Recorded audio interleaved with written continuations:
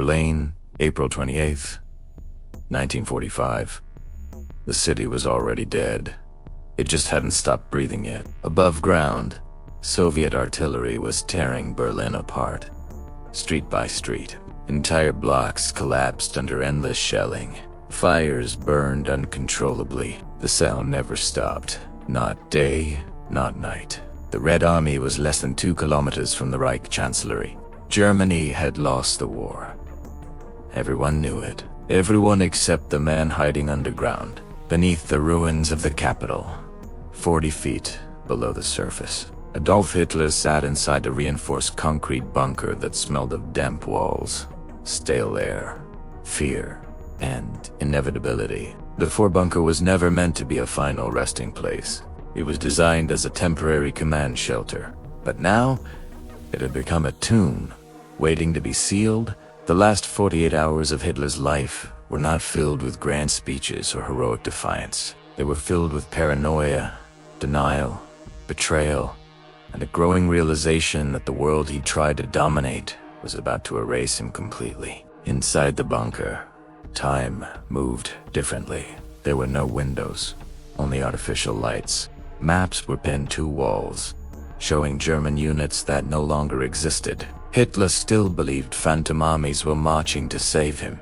He clung to illusions while reality closed in, shell by shell. On April 28th, Hitler received news that shattered what little control he had left.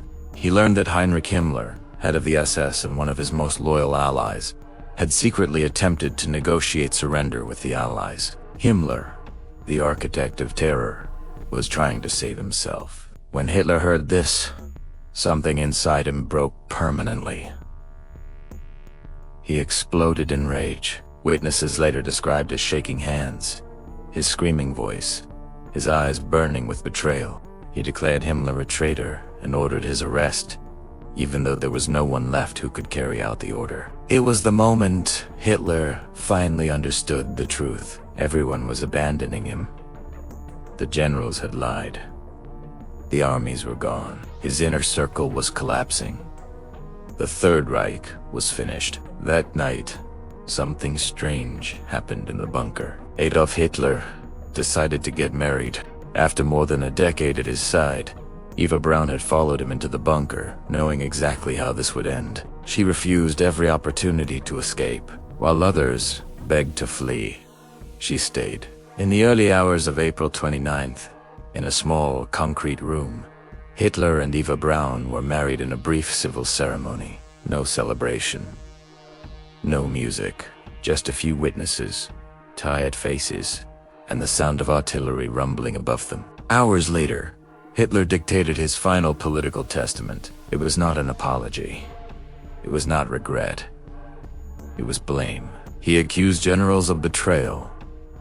He blamed entire nations. He denied all responsibility for the destruction of Germany. Even at the end, he refused to accept reality. He appointed successors who would never truly rule. Positions meant nothing anymore.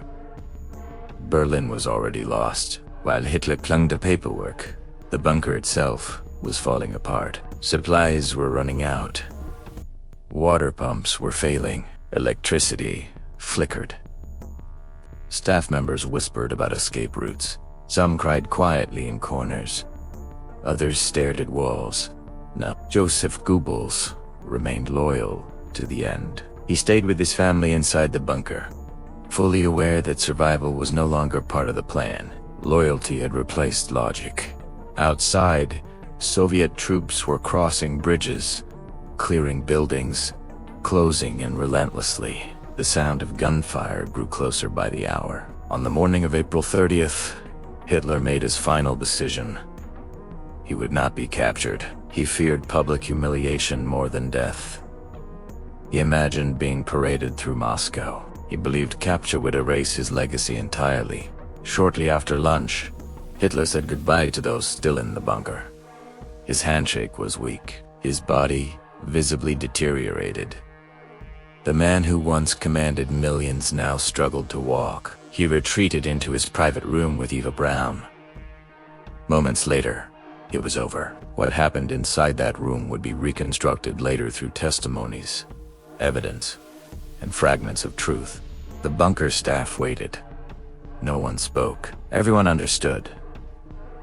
When the door was finally opened, Hitler was gone. His body, along with Eva Braun's, was carried up into the garden of the Reich Chancellery. Under constant shelling, they were placed in a shallow crater, doused with fuel, and set on fire. It was a rushed, desperate attempt to fulfill Hitler's final wish, to leave nothing behind. The flames burned. Soviet artillery fell around them. The dictator who promised a 1,000-year empire was reduced to ashes in a bombed-out courtyard. But the bunker was not finished yet. Inside, chaos followed. With Hitler dead, authority vanished instantly. Some officers fled into the city. Others surrendered. Some chose their own endings. Joseph Goebbels, unable to imagine a world without Hitler, made his choice the following day. His loyalty did not save him. It only ensured that the tragedy would continue. On May, Soviet forces were nearly on top of the bunker. White flags began appearing across Berlin. Be my dose, the city officially surrendered. The war in Europe ended days later. The bunker was eventually sealed. Rubel buried it. Berlin moved on. For decades, its exact location faded into obscurity. No monuments were raised. No memorials honored it. Just silence. Because what happened in those final 48 hours was not heroic. It was not glorious. It was the collapse of a lie built on fear, control, and delusion. Hitler did not die fighting for Germany. He died hiding beneath it, and the world he tried to shape moved on without him. Today, the Führerbunker lies beneath modern Berlin, unmarked, forgotten by design. A reminder that even the most powerful figures can end in isolation, surrounded not by victory, but by the echoes of their own destruction. This was not the end of a war, it was the end of an illusion. Thanks for watching. Don't forget to like and subscribe for more stories from history.